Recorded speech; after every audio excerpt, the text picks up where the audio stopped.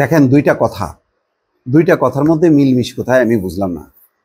একটা জায়গায় বলা হচ্ছে নির্বাচন কোনো বিশেষ রাজনৈতিক দলের জন্য তারিখ পরিবর্তন হবে না, তারিখ পরিবর্তন করা যাবে না কোনো বিশেষ দলের জন্য। কিন্তু আবার বলা হচ্ছে সব রাজনৈতিক দল প্রস্তুত হওয়ার পর তফসিল দিতে হবে। এটা হলো এনসিপির প্রধান নাহিদ ইসলাম বলছে। তাহলে বলছে সব রাজনৈতিক দল প্রস্তুত হবার পর তফসিল দিতে হবে। তো সব রাজনৈতিক দল কি প্রস্তুত? সব রাজনৈতিক দল তো প্রস্তুত হবে না, কারণ যার যে মাঠ গোছাইতে পারবে না, যার জোট নেই, ভোট নেই, সে তো বলবে যে আমি প্রস্তুত না। তো সে শুধু পিছাইতেই থাকবে, পিছাইতেই চাইবে। আবার বিপরীত কথা হচ্ছে যে কোনো রাজনৈতিক দলের জন্য তারিখ পরিবর্তন করা যাবে না। হঠাৎ করে এই আওয়াজটা কেন হলো আমি এটা বুঝলাম না। এখন নির্বাচনের একজন কমিশনার বলছেন যে তফসিল এবং ভোটের তারিখ নিয়ে সতর্ক করলো ইসি। সিনিয়র সচিব, নির্বাচন কমিশনের সিনিয়র সচিব বলছেন আগামী জাতীয় সংসদ নির্বাচনের তফসিল এবং ভোটের তারিখ নিয়ে বিভ্রান্তি না ছড়াতে জনগণ এবং গণমাধ্যমকে সতর্ক থাকতে হবে।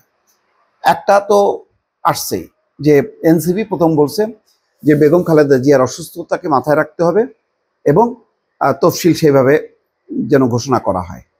এটা কিন্তু এনসিপি আনুষ্ঠানিকভাবে নির্বাচন কমিশনে যেদিন তারা প্রতীককে সই করলো শাপলা-কলি, সেদিন কিন্তু বলে আসছে।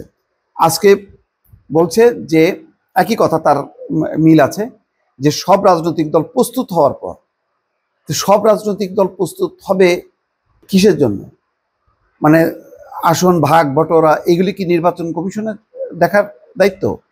নির্বাচন কমিশন ডিসেম্বরের ফার্স্ট উইকে তফসিল ঘোষণা করবে এবং 15 তারিখের মধ্যে, আজকে যেই প্রেস সচিব বলছে 15 তারিখের মধ্যে নির্বাচন হবে। ধরা যায় যে আমি বারবার বলছি যে 12ই ফেব্রুয়ারি আসলে নির্বাচনের তারিখ, শেষ তারিখ। তার আগে হলে ভালো, আর যদি একদম ঠেলতে হয় ঠেললে 12 তারিখ হচ্ছে বৃহস্পতিবার। সাধারণত শুক্র শনি এই দুই ছুটির আগে তারিখটা হয়।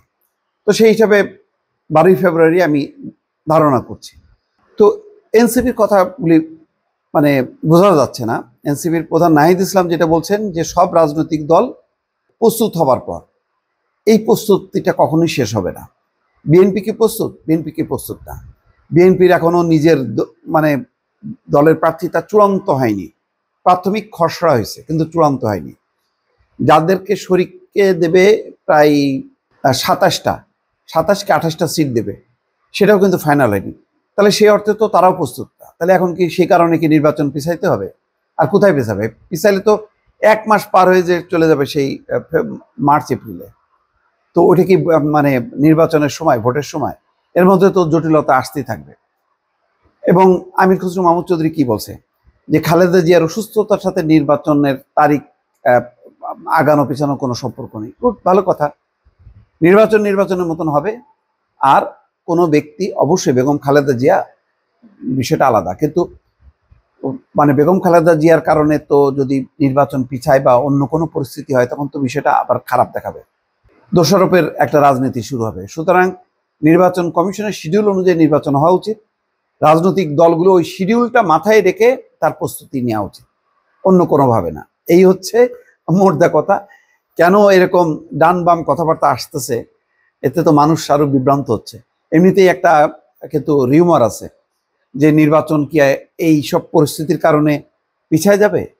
তো নাহিদ ইসলামের এই বক্তব্যে কিন্তু আরেকটু আবার মানে বিভ্রান্তি ছড়ানোর অবকাশ আছে, যে যেহেতু রাজনৈতিক দলগুলো প্রস্তুত না, সুতরাং এখন তফসিল পিছাইতে পারে, নির্বাচন পিছাইতে পারে, এমন একটা ধারণা জন্ম নিতে পারে দর্শক।